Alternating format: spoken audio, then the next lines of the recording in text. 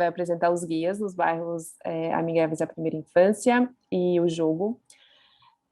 Quem vai apresentar é o Pedro Rossi e o Igor Miranda. Eu vou passar a palavra para eles. E antes a gente tem um pequeno formulário, bem rapidinho mesmo, é só uma pergunta que eu vou colocar aqui no bate-papo, tá bom? Não sei se eu consigo, acho que esse link vai para todos.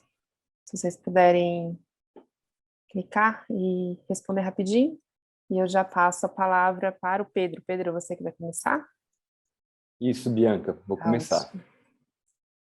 Bom dia para todo mundo que está aqui nessa sala. Agradecer imensamente o convite para poder compartilhar algumas das experiências que a gente vem desenvolvendo como parceiro desse projeto, né, desses eixos implantados pela Fundação Bernardo Van Lier.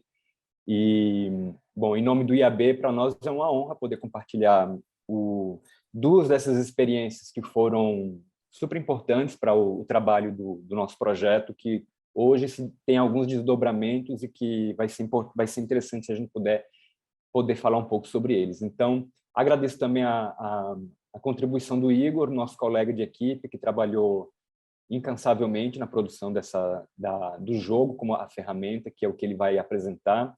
Agradecer também a Bianca, que ela esteve envolvida na equipe de maneira muito vigorosa. Obrigado, Bianca. E, em nome da Thaís, agradecer a articulação aí do Urban 95 para a gente poder compartilhar isso para vocês. Bom, eu sou Pedro, né? Eu sou coordenador técnico do projeto que deu resultado nesses dois produtos que eu vou apresentar para vocês. Eu estou procurando aqui o botãozinho de compartilhar a tela, achei. E trabalho no IAB já faz 10 anos e agora a gente se debruça sobre esse projeto desde 2020. Vocês estão conseguindo ver a tela, pessoal? Só para poder... Tudo certinho, tá, né? Pedro. Tá, beleza. Bom, então... eu vou passar os slides de maneira mais objetiva para os produtos que nos interessam, certo? E para explicar para vocês, essas duas publicações, tanto os guias amigáveis, guias para bairros amigáveis à primeira infância e o jogo como ferramenta, foram desenvolvidos no projeto que teve início em 2020 e que a gente encerrou agora no início de 2022 e retomamos com os desdobramentos. Então, providenciamos a publicação desses guias metodológicos de desenho urbano, que são os BAPs, que eu vou falar inicialmente. Produzimos uma plataforma virtual, onde a gente coloca todo esse material lá. Fizemos um pequeno manual de ações práticas para a primeira infância, um folder super lúdico, que foi encarregado à equipe do Igor, também ao coletivo Lila, e o jogo como ferramenta, que é o que o Igor vai apresentar para vocês depois da minha fala. Então, os guias metodológicos, eles são, na verdade, uma adaptação de uns guias que foram encarregados pela Fundação Bernardo Van Lier na Índia. Então, o que o IAB fez, na verdade, foi uma adaptação, foi uma tradução desses guias metodológicos, e o que mais do que uma tradução, né? Eu acho que é importante a gente lembrar que não é apenas trazer uma tradução, mas é uma adaptação à nossa realidade. Eu acho que é um produto qualificado que está dentro desses materiais, desses produtos, que é realmente a adaptação para a nossa realidade, entender os nossos territórios a partir de, enfim, variáveis que são muito específicas, né, para as nossas cidades, em especial cidades médias, que são as cidades com maior volume de projetos em que nós, né, parceiros, estamos envolvidos com o Urban 95. Então, esses guias, que são os guias para bairros amigáveis à primeira infância, eles são integrantes de um volume de 4 volumes em um guia, contidos em um volume sobre estruturação de políticas públicas, um segundo volume sobre manual de políticas públicas, o terceiro volume com diretrizes para desenho urbano e o quarto volume com indicadores para monitoramento. esses 4 guias, eles se complementam, eles conversam e dialogam entre si, muito embora conseguem compartilhar o conteúdo de maneira individual quando necessário. É interessante porque eles são, para nós, um kit de ferramentas básico para a gente poder implementar em qualquer cidade do Brasil bairros amigáveis para a primeira infância. E aí eu queria destacar que a importância desse kit de ferramentas numa perspectiva de agir local na cidade, né? Assim, se agir na cidade já é local, imagina que esses guias eles são preparados para agir ainda mais local, de maneira pontual em territórios, em bairros, em escalas menores, reduzidas, o que facilita, inclusive, a implementação de trabalhos como esses em escalas mais reduzidas, facilitando também trabalho, muitas vezes, das gestões municipais, porque quando a gente consegue interferir em espaços, em territórios, em escalas micro, com ações mais pontuais, os resultados têm se apresentado de maneira mais eficaz. E aí, a gente tem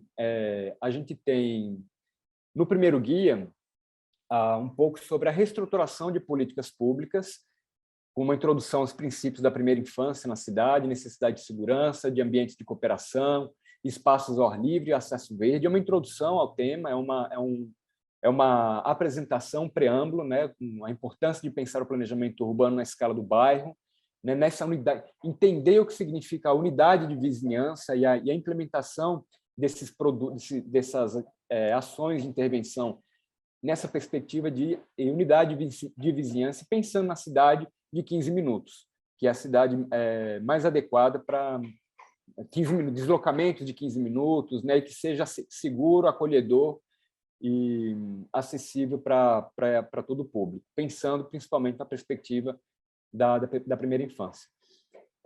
O segundo guia já é o manual de políticas públicas. Vejam que os guias eles vão indo do macro para um micro de intervenção. Então, a gente já chega no segundo manual com o manual de políticas públicas, trazendo referências de regulação, política pública e normativas oficiais acerca da primeira infância e bom planejamento urbano, apontando oportunidades para a implementação de um bairro amigável à primeira infância, que a gente chama de BAP. Eu estou passando esses slides porque todo esse material está disponível, né, de maneira digital, virtual, na biblioteca que já foi apresentado para vocês, porque o que vai nos interessar, talvez mais, será o diálogo, a conversa que a gente vai fazer com o Igor depois, quando ele apresentar o jogo, que é um desdobramento desses guias metodológicos. O terceiro guia, o terceiro volume desse kit de guias, né, já são diretrizes para o desenho urbano. Já se debruça na parte técnica do desenho, das propostas projetuais, para alcançar os objetivos estabelecidos no guia anterior de políticas públicas de desenvolvimento dos BAPs, né? Como projetar um bairro focado na primeira infância, quais são os elementos, né? E dão aí variáveis para a gente fazer aí esse caldeirão de ideias que podem, a partir de metodologias como o jogo Brasil, que o Igor vai fazer, tensionar aí planos de bairros amigáveis à primeira infância. E o quarto guia, que é o não menos importante, é o por último, mas não menos importante, talvez a contribuição mais importante desses guias, porque trazem, de fato, os indicadores para a nossa realidade do território nacional em suas diversas especificidades. Então, isso é muito importante. Muitos dos parceiros técnicos, muitos dos parceiros que trabalham com a Fundação contribuíram para esse trabalho de construção de indicadores, de consultoria para apresentar caminhos de monitoramento para as ações que foram indexadas pela implementação dos bairros amigáveis à primeira infância. Não posso deixar também de registrar que esse trabalho foi encomendado para o escritório do Carlos Leite, o arquiteto urbanista, que esteve conosco no IAB desenvolvendo esse trabalho. Bom, esses guias, pessoal, eu vou passar aqui rapidamente já para o jogo como ferramenta, porque o jogo, ele na verdade, ele traz para a gente uma dinâmica muito interessante, que é a lógica da metodologia, de como conseguir implantar, de fazer desenhos de bairros amigáveis à primeira infância. Imagine que esse kit de 4 volumes, esses 4 livretos que eu apresentei agora, são as diretrizes básicas iniciais, introdutórias, fundamentais para que uma equipe técnica, né, de gestores, né, possa desenvolver um plano amigável para a primeira infância. E aí a gente traz o jogo como ferramenta, como um processo metodológico de elaboração de um plano como esse. E é interessante trazer esse jogo como sendo uma experiência de uma atividade que foi desenvolvida em Aracaju inicialmente. Então, a equipe do Coletivo Lila, que é representado pelo Igor, desenvolveu um caderno de ferramentas específico para Aracaju, considerando essas variáveis dos guias do Bairros Amigáveis para a Primeira Infância, e, na sequência, a gente desenvolveu e escalonou esse caderno de ferramentas para todo o território nacional, potencializando ainda mais a metodologia do jogo como ferramenta para essas boas práticas urbanísticas. E aí, eu acho que eu já falei aqui até mais dos meus 10 minutos, porque eu queria passar agora para o Igor, porque essa parte do jogo, da metodologia, é interessante que ele compartilhe com vocês para a gente também dar uma dinamicidade aqui nas falas e a gente poder também dar oportunidade da equipe, né, que elaborou o projeto, né, esteve no dia a dia da execução desse trabalho, compartilhar com vocês. Agradeço aí a minha oportunidade de fala. Eu sou o Igor, sou urbanista e arquiteto. Hoje eu gosto de me apresentar ao contrário, assim, porque eu acho que eu já sou mesmo mais urbanista que arquiteto, de fato. E faço parte de um coletivo urbano, né, que é a Lila Coletiva, que trata de soluções urbanas, de políticas públicas, mas a gente tem feito um trabalho nos últimos 3 anos muito direcionado à primeira infância. E a Lila surgiu, na verdade, a partir desse edital do IAB, que propunha um guia de ferramentas relacionado à mobilidade da criança, né, e à primeira infância nesse sentido, na cidade de Aracaju.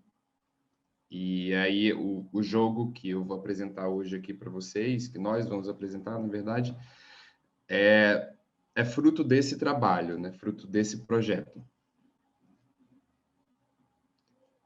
Primeiro, eu acho importante mostrar que essa equipe é maior, né? Somos eu e outras pessoas.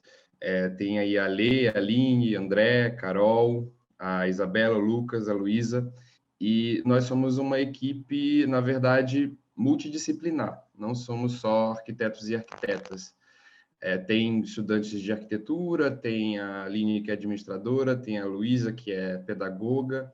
E a gente acha importante esse trabalho multidisciplinar, porque a cidade é isso, na verdade, né? A gente não pensa a cidade sozinho, enquanto urbanistas, mas a gente pensa no todo dessa coisa louca que é a cidade, muito orgânica também, né? A gente precisa dessas múltiplas visões para poder trabalhar a cidade e trabalhar nesse sentido também a infância e a primeira infância. E aí, o caderno de ferramentas, né, o jogo como ferramenta, surge a partir do caderno de ferramentas lá para Aracaju, que trazia essas soluções de primeira infância em espaços públicos e modos ativos de deslocamento. E é importante também falar sobre isso, porque o trabalho, tanto do caderno de ferramentas que foi feito para Aracaju, quanto do jogo, é muito direcionado para a mobilidade ativa, para o transporte não motorizado. Então, quando vocês estiverem dando uma olhada com mais detalhes assim para esse material, vocês vão entender que nós não priorizamos o automóvel nessas decisões, as decisões são muito voltadas e focadas no pedestre, no ciclista, mas principalmente no pedestre e em todas as pessoas que compõem essa rede de primeira infância, né? A criança, o deslocamento infantil, mas também o deslocamento da rede inteira que serve de suporte para o deslocamento dessa criança, né? Como é que uma cuidadora ou um cuidador vai se transportar melhor pela cidade, vai se deslocar melhor pela cidade a partir dessas soluções que vão ser elaboradas por quem joga esse jogo. E aí são soluções focadas no deslocamento, mas que vocês vão ver que não envolvem única e exclusivamente o deslocamento, é apenas um ponto de partida. E aí, o jogo como ferramenta parte de uma metodologia que a gente criou através de muito debate, muita pesquisa e muita discussão dessa equipe, que é também, acho importante dizer, essencialmente nordestina, mas com uma vivência também grande de Brasil e de mundo, e por esse motivo, com muito repertório também já acumulado a partir dessas vivências. Por que eu estou falando isso? Porque durante esses debates, quando a gente foi primeiro olhar para os materiais que já existiam, né, para a gente entender o que poderia ser um diferencial e para que esse material não virasse apenas mais um caderno técnico que, de repente, as pessoas fossem esquecer, mas qual seria um diferencial desse jogo em termos de Brasil? Porque antes a gente estava falando de Aracaju e teve um material muito rico, mas depois, quando chegou para a gente a proposta de fazer um material para o Brasil, a gente não queria fazer um material para o Brasil que, na verdade, fosse focado no eixo Rio-São Paulo, que é o que, infelizmente, ainda acontece, mas um material que falasse de Brasil e considerasse as diferentes lógicas do Brasil e os diferentes contextos do Brasil, de norte a sul. Porque se a gente for para o norte, a gente tem muitas comunidades ribeirinhas que se deslocam de uma outra forma. Aqui no Nordeste, onde eu estou, desculpa, nem falei isso, mas eu moro em Juazeiro do Norte, no Ceará, no Cariri cearense, mas agora mesmo eu estou em São Luís, Maranhão, que é a minha cidade natal. E a gente já tem um outro contexto sociocultural, até climático também, diferente, que vão influenciar nas nossas decisões, né, nos nossos deslocamentos e na forma como a gente vivencia a cidade. Então, a partir desses debates e dessa pesquisa, dessas referências, desse acúmulo de materiais, a gente começou a perceber o que poderia falar, principalmente das cidades médias brasileiras, cidades pequenas e médias também, que apresentam um contexto diferente, e das regiões periféricas.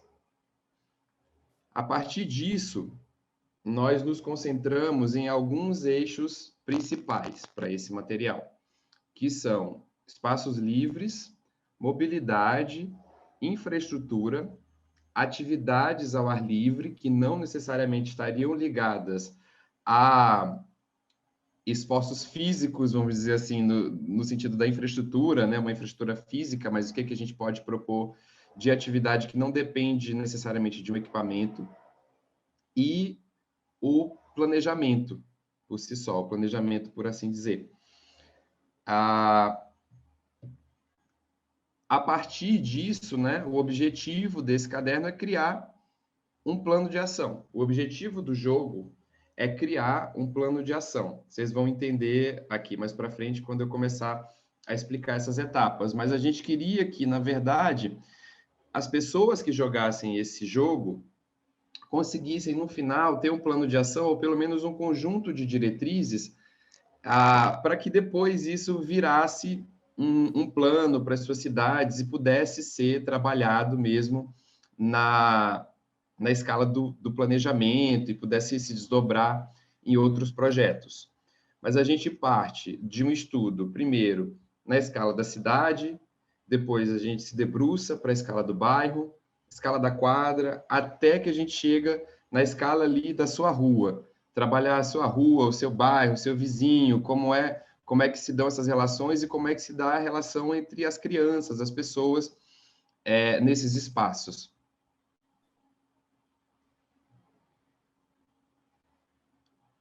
Então, o jogo tem 75 cartas e essas cartas são divididas em algumas categorias. Primeiro, a gente tem as cartas de território, que vão falar mesmo dos diferentes territórios que a gente tem no Brasil. Depois, a gente tem as cartas de desafios, e aí é uma reunião de alguns de alguns desafios que a gente tem para resolver em termos de planejamento urbano no Brasil. Depois a gente tem as cartas de ferramentas. Então, são ferramentas que a gente pode aplicar para resolver esses desafios que foram identificados. Depois a gente tem 7 cartas de monitoramento e avaliação, para que esse processo possa também ser fechado, né? A gente tem um território, um desafio para resolver naquele território, mas depois a gente também monitora para entender se aquela solução realmente foi boa, valeu a pena, ou se a gente tem alguma coisa para aprender com aquilo e, a partir disso, melhorar. E a gente também tem 5 cartas coringas, porque seria muito prepotente até da nossa parte achar que num material assim a gente conseguiria reunir todos os problemas do Brasil e todos os territórios brasileiros. Então, a gente tem essas cartas coringa que dão a possibilidade da pessoa que, de repente, não encontrou ali o problema que quer resolver, mas nessa carta a gente tem alguns direcionamentos para que a pessoa consiga criar a sua própria carta, criar a sua própria carta de território, criar a sua própria carta de desafio, de ferramenta, e assim entender como é que ela ou ele pode resolver aquela problemática que apareceu. E aí a gente tem um tabuleiro, que é onde se desenvolve o jogo. É um jogo mesmo de tabuleiro ali, para jogar físico, olhando um para o outro. E uma ficha síntese, que seria onde as pessoas podem anotar suas decisões, colar post-it, e aquilo ali depois virar até um plano de ação. Bom, as cartas de território são essas cartas aqui, que vocês estão vendo. E aí, cada carta, ela é, na verdade, uma cartinha quadrada, mas é grande, e se encaixa nesse tabuleiro que eu vou mostrar para vocês mais à frente. E ela tem ali no desenho dela, né, na diagramação dela, um espacinho para dizer qual é o tipo da carta, um ícone de identificação, uma ilustração que exemplifica esse território, e aqui também eu faço o destaque que o desenho do material e a diagramação foi feita pelo Coletivo 82. E essas ilustrações que exemplificam o território são ilustrações também que a gente quis que fossem simples. Esse caderno é técnico, mas ele também é muito próximo da pessoa, seja ela uma pessoa técnica, né? Enfim, arquiteta, qualquer pessoa que pense a cidade, mas que também fosse entendido por quem não é técnico. E, de repente, esse material pudesse ser levado para uma escola, para uma atividade escolar, nos seus mais variados níveis, né? Entendendo que quem está ali comandando a dinâmica pode também entender quais os níveis, né, de dificuldade que você pode levar o jogo. Mas a gente entende que pode ser jogado desde pela criança mesmo, ali na sala de aula, para entender a cidade, como se forma a cidade, até por um gestor para poder criar um conjunto de diretrizes que pode se transformar em um projeto ou em políticas públicas para suas cidades. E aí, no verso da carta, a gente tem também as características sobre aquele território ou sobre aquele desafio, enfim, vem sempre uma explicação do que é aquilo, e aí também indicando as potencialidades, vocações, algumas referências do que é aquilo que a gente está falando. E isso se repete em todas as outras cartas. As cartas de desafios também são da mesma forma, as cartas de ferramentas também são da mesma forma. Os desafios aqui, redução do número de acidentes de trânsito com criança. Então, a gente diz como é que esse desafio pode ser resolvido e já dá aqui alguma pista de quais ferramentas que podem ser aplicadas para a resolução daquele desafio. Nas cartas de ferramentas, a gente distribui elas em dispositivos físicos, que são dispositivos físicos mesmo, então, coisas que a gente pode construir para poder resolver alguns daqueles desafios. Aqui, por exemplo, como exemplo, a gente trouxe sinalização para aprender e brincar. Então, a gente tem algumas recomendações técnicas, ensina como fazer, traz materiais de referência e traz também algumas imagens já daquilo pronto para a pessoa poder identificar. Temos também programas e atividades, que aí aquilo que eu falei, não são necessariamente coisas físicas, mas são coisas que podem ser feitas, né, ruas de brincar temporárias, ou mesmo algumas atividades como carona a pé, outras questões que podem auxiliar no desenvolvimento da primeira infância na cidade. E depois, por último, a gente tem as cartas de monitoramento, que aí também trazem algumas alternativas para monitoramento dessas atividades. O tabuleiro é esse. A gente parte de uma pergunta principal, que é: que cidade desejamos habitar? É uma pergunta muito simples, mas que também é complexa na sua resposta. E aí a gente traz esses 4 passos, e a partir de cada passo desse, também tem um conjunto de perguntas que são feitas para que a gente possa jogar o jogo, né? Então, ele parte nesse sentido horário, para que lá no final a gente consiga entender quais as diretrizes que vão formar o plano de ação. E aí, o como jogar, é isso que eu já falei, né? A gente primeiro pensa em quais territórios correspondem a esse espaço que a gente quer intervir, e aí reunimos as cartas de território que podem fazer referência a esses espaços, quais as ferramentas vão ser utilizadas, os desafios até chegar ao monitoramento. Bom, o jogo é isso. Aqui está o contato da Lila, eu posso também deixar depois meu e-mail aqui no chat para vocês, e eu deixo agora aberto aí para qualquer pergunta. Obrigada, Igor. Acho que Obrigado, gente. Imagina, a gente tem aí uns 10 minutinhos para uma conversa. Quem tiver alguma dúvida, acho que, enfim, quiser saber mais sobre algum ponto específico, acho que esse é o momento, assim. Eu queria dizer que eu participei, fiquei muito feliz do desenvolvimento desse produto, e ele é uma ótima ferramenta, acho que tanto como um jogo mesmo, para ser utilizado em processos participativos, por exemplo, que você não sabe exatamente o que vai fazer naquele determinado espaço. Vamos reunir aqui os atores e tal, e vamos jogar esse jogo. E ele funciona bastante também como um super repositório de ferramentas e de ideias, porque é como se fosse assim, olha, você quer fazer uma cidade pensando na primeira infância, dá uma olhada aqui, tem várias ideias que você pode colocar no seu projeto, ou por onde você começar, ou que tipo de... Às vezes não são nem intervenções físicas, às vezes são programas que podem ser iniciados, né, como Carona a Pé, como o Igor trouxe. Então, acho que é esse um pouco das oportunidades que esse jogo traz, assim. Queria fazer um alinhavo, Bianca, a partir da sua fala, né, e da apresentação do Igor. Primeiro, Igor, obrigado pela apresentação.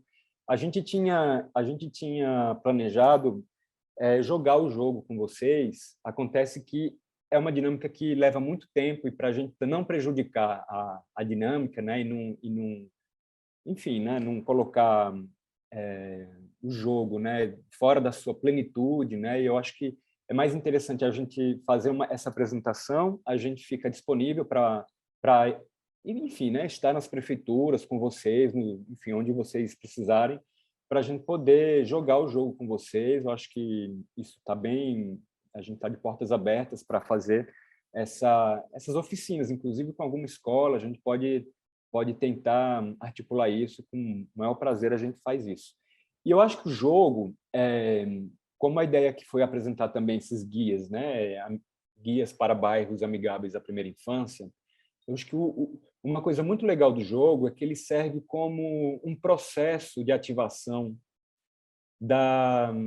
das comunidades, por exemplo, das comunidades de uma maneira geral, né? É um processo de ativação das escolas sobre a importância dos espaços públicos para a primeira infância, é um processo de ativação da própria comunidade que vai receber aquele plano de bairro para a primeira infância. Então, Imagine que o plano está sendo desenvolvido, está ali sendo desenhado junto com o poder público e tal, e de repente o jogo, como ferramenta, entra no processo de desenho do plano de bairro como um processo de levantar dados e informações para que esse plano seja viável efetivamente dentro das condições das realidades daquele território. Então, eu acho que ele, como metodologia lúdica, ele é uma grande chave para a gente conseguir, enquanto processo, desenvolver um trabalho muito interessante para o desenvolvimento desses planos, né?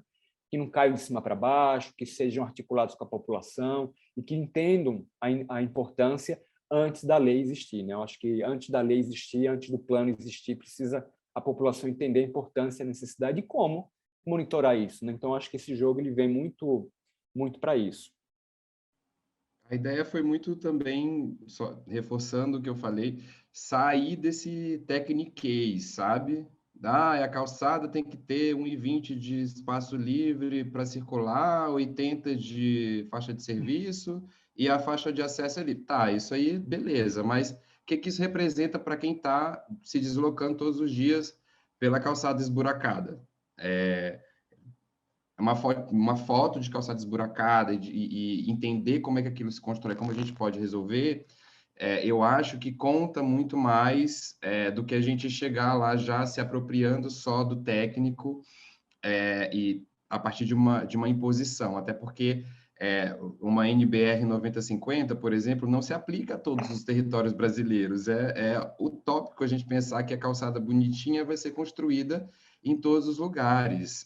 Nas periferias do Brasil inteiro, por exemplo, a gente tem muitos obstáculos nesses lugares, a gente não tem espaço. Então, como é que a gente pode resolver isso a partir do que a gente tem, né?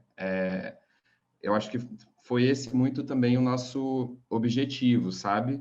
E de entender como é que a gente pode auxiliar o processo participativo mesmo da cidade, assim, dar voz para todo mundo e entender como é que todo mundo pode, técnico ou não, contribuir para solucionar os problemas dos territórios.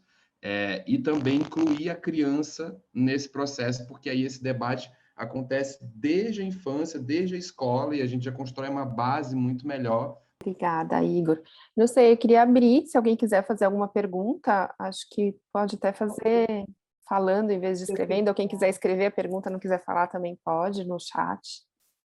Eu queria falar, eu sou Carmen, aqui da cidade de Pelotas, Rio Grande do Sul, e estou muito feliz de conhecê-los pessoalmente, porque o manual tem andado nas nossas mãos lá. Eu estou secretária de gestão da cidade de mobilidade urbana em Pelotas, mas eu não sou arquiteta mais mesmo, urbanista. Tenta ser, né, numa prefeitura. Então, aquele nosso manual já está andando para os nossos engenheiros e arquitetos lá todo o tempo. Eu só mudamos o nome aqui para BAC, em vez de BAP, porque acho que bairros amigos da criança têm uma sonoridade e uma conquista maior para as pessoas até desses bairros vulneráveis. E o grande problema que eu encontro aqui, com tudo, a vida inteira dentro da prefeitura, é justamente isso. Como ouvir as pessoas, como envolvê-las. Porque as pessoas têm necessidade de problemas tão graves, principalmente atualmente nesse país, que tu chegar lá com um projeto, olha aqui, venham ver um projeto que a gente está pensando em fazer para esse lugar e tal. Essa coisa da escala também acho importante, a gente está começando a estudar que, em vez de partir da escala da casa da criança, porque a gente não falta os dados, como não temos dados, né? Então, pegar a escola como centro desse primeiro raio de atuação, onde a gente sabe que tem criança, né? Para começar a ouvi-las e trabalhar. Estamos trabalhando com o pessoal do Estúdio Mais Um, que é uma equipe extraordinária de jovens arquitetos urbanistas e multidisciplinar também, como vocês falaram. Então, só queria agradecer e acho que o jogo, eu tenho ele, foi um dos presentes maravilhosos que nós ganhamos lá em Boa Vista. Então, já estou pensando até como é que a gente pode reproduzir isso e aplicar isso e usá-lo, né, dividir essa informação aqui. E acho que ele tem até dedicatória aqueles conhecimentos de uma arquiteta lá de Roraima que foi mestranda de uma colega meu aqui de Pelotas que era arquiteto na UNB de Brasília. Essas coisas que aconteceram muito em Boa Vista, de encontros. Foi a Graciete, então, Carmen? Acho que... Hã? Foi a Graciete? Graciete. Me ótimo. deu até com dedicatória. Os amigos de Pelotas que possam aproveitar muito junto. Isso Maravilha. Aí. Maravilhoso. Então, eu na loucura que eu estou de secretária, ainda não tinha conseguido abri-lo e pensá-lo. Agora vocês me ajudaram muito. Acho que é a ferramenta que estava faltando para a gente. A gente está trabalhando num bairro, tentando aplicar o Urban, todos os... E justamente isso que tu fala da realidade do Brasil, entendeu? Eu, como gestora lá, eu não aguento a NBR no 950, nós temos terra, é barro, é sem calçada, é sem pavimento, é buraco. Né? Então, nós estamos concebendo com o Estúdio Mais Um propostas de fazer meios fios de brita, de tronco, delimitar que aquela área é para criança e, consequentemente, para quem caminha, e o carro que se vire nos buracos, entendeu? Essa é a nossa teoria há muitos anos aqui. Então, só tenho a agradecer e estou muito feliz que meus colegas estão aqui nessa sala. Uma colega minha que é professora na Universidade Católica, vi também aí a Josi, acho que continua aí, ela foi secretária de gestão da cidade, ela dá aula no curso de arquitetura da Universidade aqui em Pelotas, então isso é um outro caminho para a gente divulgar, porque acho que a universidade tem que estar atenta a esse olhar da cidade para as crianças, que é uma sacada genial, que a gente fica impressionada, que ainda bem que alguém pensou nesse tempo de vida do planeta, que essa é uma coisa óbvia, né? Quando a gente se dá conta que ela existe.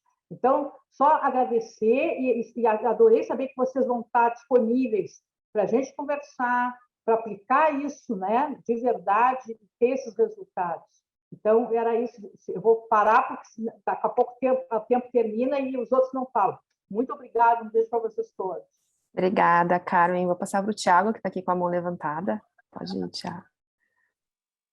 Bom dia a todos. Eu gostaria de falar, em primeiro lugar, tá bom o som, o áudio? Que aqui em Campinas, a gente fez um processo contrário dentro do grupo de trabalho da educação. A gente pegou uma região de alta vulnerabilidade e a gente fez todo esse trabalho de identificar no bairro, da gente ter um olhar para a primeira infância naquela região. E eu estou falando isso por quê? Porque agora, vendo esse jogo, que eu também ganhei em Boa Vista, né, Carmen, que a gente ganhou em Boa Vista, eu vejo o quanto facilita, o quanto ele é didático e o quanto ele é visual. Então, de uma experiência que a gente teve, que foi uma experiência que foi mais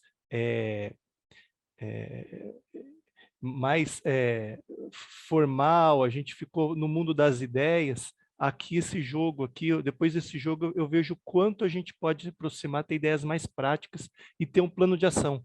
Porque quando a gente fica no gabinete, a gente fica discutindo os problemas, a gente fica mais no mundo ideal. E eu queria dar o parabéns para esse jogo, que eu tenho esse jogo também, eu não sabia nem como usar. Acho que para mim foi importante essa didática, até para a gente retomar esse grupo de trabalho que a gente fez, junto com esse jogo, que eu tenho certeza que muitas das discussões que a gente faz internamente, dentro de secretarias, esse jogo facilita bastante. É um jogo também muito intersetorial, né? Então, eu queria dar o parabéns para vocês e fazer esse comentário, que esse jogo, ele tira da parte teórica e põe as coisas na prática. Então, eu queria dar parabéns aí para vocês aí.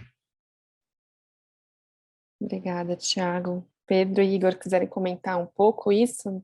Essa questão da participação, né? Isso que a Carmen trouxe também, de como trazer as pessoas para participar. Acho que pode ser um bom comentário. Eu vou passar para o Igor, mas porque ele falou uma coisa muito importante, né? Que tem a ver com o que o Thiago falou agora, né? Da importância da participação, né? De incluir as pessoas no processo de tomada de decisão da cidade. Não adianta a gente ficar... Eu acho que temos aqui muitas pessoas que trabalham, né, nas áreas de planejamento, nas secretarias, e eu acho que está todo mundo um pouco já cansado de ver, né, a quantidade de planos diretores, de códigos, né, que são produzidos, revisados, né, com muita competência, né, e muitas vezes, né, com muita disposição, mas que, pelo entendimento, né, da criação, de produção de orientações que não convergem com a população, aquilo não, né,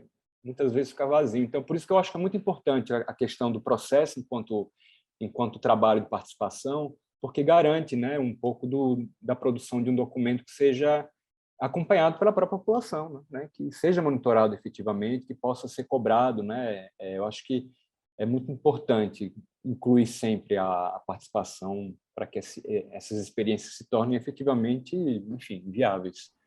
Acho que o Igor talvez queira falar isso. Eu tenho só um adendo, assim, tipo, sendo muito honesto com vocês, eu pesquiso mobilidade urbana desde 2010, quando eu estava no meio da faculdade, grupo de pesquisa, não sei o quê. Aí tá lá no Lattes, mestre em urbanismo, doutorando em urbanismo, tentando sair do doutorado. Sou professor de urbanismo há 5 anos também já. E mesmo assim, eu tenho dificuldade, às vezes, de leitura desses materiais. Eu tenho dificuldade de leitura desses planos. Eu perco um grande tempo para poder começar a entender, para depois ir pesquisar. E, assim, se isso está difícil para mim ou para vocês que já trabalham, às vezes, há muito mais tempo que eu na área, como é que a gente vai conseguir horizontalizar, que é muito importante, as decisões para a cidade? Porque não faz muito sentido na minha cabeça isso partir sempre de uma hierarquia, assim. Olha, a solução é essa, a gente vai fazer isso aqui no seu bairro, que eu nunca vim, que eu mandei uma equipe olhar e agora eu vou pegar essas informações e fazer um plano completamente desgrudado da realidade, e querer que isso funcione, e que as pessoas tenham a total apreensão daquele projeto e que principalmente cuidem, né? Porque ainda tem essa outra camada. Se a gente faz um processo horizontal, cria materiais que de fato dialoguem com as pessoas, sejam de fácil leitura, e que a gente consiga construir um projeto e um processo completamente participativo, é fato que esse processo vai ser apreendido pela comunidade que você está atendendo, e, como consequência disso, a gente tem manutenção do espaço, as pessoas se envolvem no processo até em um processo de construção também daquele lugar ou daquele equipamento, enfim. E aquilo ali vai ter uma vida muito maior, né? Uma sobrevida muito maior. Eu acho que falta um pouco também a gente entender que a gente, como assistência técnica, né? Enfim, a partir desses acúmulos de conhecimento, a gente está ali muito mais para balizar e fornecer ferramentas do que para impor. Eu acho que nunca pode ser um processo de imposição. As normas nos auxiliam muito também, mas às vezes as normas são impositivas. E a gente precisa também entender quando a gente precisa se desgrudar um pouco dessa imposição para entender qual é a realidade daquele espaço, qual é a realidade daquele lugar e como é que a gente pode transformar aquilo ali efetivamente. Igor, como você acha que o jogo ajuda nesse engajamento comunitário? Assim, de que forma ele pode ser usado? Se você puder dar algumas dicas assim, de uso prático, acho que seria bacana. Eu vejo muito isso a partir de processos participativos mesmo, sabe?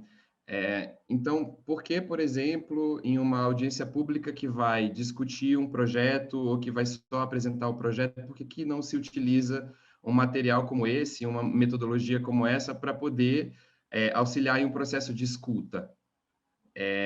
E aí entender também quais são as ideias da própria população para aquele lugar, para aquela comunidade, sabe? Por que não, já que é uma linguagem tão fácil, né? Por que a gente não, a partir dos processos de escuta, não entrega isso na mão da comunidade, nas mãos das pessoas, e vê quais cartas eles escolheriam enquanto ferramentas para resolver o desafio de um território, sabe?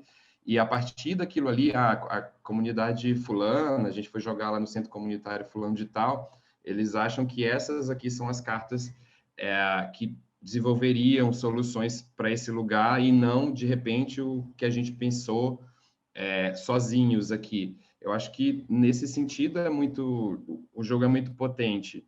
E também para jogar nas escolas, assim, eu tenho uma vontade muito grande também de ver esse jogo sendo jogado nas escolas, para entender também o que a criança quer, sabe? O que a criança quer? Quer árvore, quer brinquedo, quer... Porque esses processos de escuta também tem que envolver a criança, né? A escuta não deve ser só com a rede ali da primeira infância, que apoia a criança, mas com a criança mesmo. Entender o que ela ou ele quer.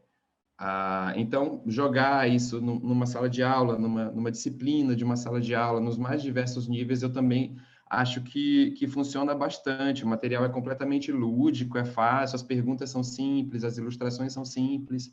Então, com uma pessoa que possa conduzir aquilo ali, eu acho que tem muita potência enquanto perspectivas de soluções. Eu fico pensando também, Igor, Bianca, só para fazer um arremate aqui que está engasgado aqui, da importância da interseccionalidade das secretarias em ações como essas, né? Porque a gente está falando aqui, né, do nosso lugar de urbanista, né, da arquitetura, mas é fundamental que secretarias de assistência social, de educação estejam envolvidas no desenvolvimento de ações como essas, né? Como o Tiago falou, apresentar um trabalho desse, fazer uma reunião escolar de pais e mães, né, com as crianças, né? Talvez seja muito mais efetivo do que levar para um território que esperar que as pessoas cheguem, e, na verdade, chegar no território onde as pessoas já estão seja mais interessante para que elas se vejam demandadas a participar daquilo. E é isso, né? As mães, elas, enfim, têm uma rotina familiar, a maioria são chefes de família que, assim, não conseguem. Vai ter uma atividade, ainda que seja uma atividade cultural de 7 horas da noite, na praça em frente da sua casa, ela vai estar terminando o jantar, vai ter que terminar, arrumar a casa, enfim, fazer toda aquela dinâmica que ela está precisando sobreviver, né? Então, tentar trazer essas pessoas para o lugar onde elas já estão e fazer com que esse trabalho de formiguinha seja possível é fundamental para que a gente consiga, pouco a pouco, porque é isso também, esse trabalho de participação, né, popular, social, enfim, vocês sabem muito mais do que eu, quem está no dia a dia da gestão municipal, é um trabalho que demanda tempo, né? E todo o processo que se coloca ser um processo democrático precisa ser escutado, precisa ir e vir, né? E só funciona realmente quando há uma organização temporal minimamente para que as coisas aconteçam. E aí a gente sabe que a dinâmica nas prefeituras, né, no poder público, tem um ritmo muito particular que às vezes não consegue chegar ou atender, ou pelo menos muitas ainda não entendem a importância de inverter talvez essa prioridade. Agora uma pergunta de prática. Já estou recebendo aqui no meu WhatsApp um monte de gente. Eu preciso do jogo, eu preciso do jogo, eu preciso do jogo. E eu não vou dar o meu jogo para as pessoas. Eu pergunto, tem como a gente comprar? Porque eu acho que reproduzir, tirar cópia e tal é complicado. Como é que a gente pode fazer? Porque as meninas lá da assistência social estão querendo fazer, quem trabalha com habitação, porque agora aqui em Pelotas a gente está também a prefeita colocou um projeto que chama Moradia Digna, que ela quer que as casas sejam brincantes também, né? Então, e tem umas pessoas excepcionais que trabalham aqui na prefeitura de Pelotas com assistência social, que fazem um trabalho de renda, de ouvir, de arrumar pessoas que moram sem banheiro, sem nada, estão mudando a vida dessas crianças, dessas pessoas, com esse trabalho de qualificação dessas casas. E agora, eu preciso do jogo, eu preciso do jogo. Então, eu pergunto, porque o legal é o jogo, entendeu? Tem que ter para abrir ali em cima, botar, brincar, tocar, é maravilhoso. Online, como é que faz isso? Com as crianças é mais difícil, com as mães, né? Então, eu pergunto, na prática, onde compramos o jogo? conseguimos mais jogos. Carmen fez uma... Carmen, eu também estou aqui com muita gente no WhatsApp perguntando onde acha. E, bom, eu não posso deixar de dizer que a primeira coisa que eu falo sempre é o jogo está disponível online, mas é isso, é palpável, né? É uma outra lógica, né? De aplicar uma ferramenta, então que precisa. A gente está retomando algumas iniciativas e dentro delas tem a previsão de produzir mais, né, volumes, né, fazer uma segunda tiragem, uma segunda edição, para a gente poder capilarizar ainda mais. Inclusive, eu agradecer, inclusive, que eu estou vendo aqui que tem muitas pessoas aqui já das cidades onde a gente vai trabalhar a implementação dos BAP. E, bom, aguardem aí, eu estou vendo aqui, eu acho que a secretária Marília está por aí, acho que ela nos ouve, a Isabela, que está conosco também lá na cidade de Sobral. Bom, então, a gente vai produzir mais, Carmen, porque a gente está precisando, não só para capilarizar, como também para executar as ações do projeto Hora em Curso com essas cidades que estão, inclusive, acompanhando aqui conosco. Eu acho que é isso. Acho que a ideia no começo foi fazer uma pequena tiragem, né, Pedro? E deixar ele disponível online. E agora está vendo que tem a demanda.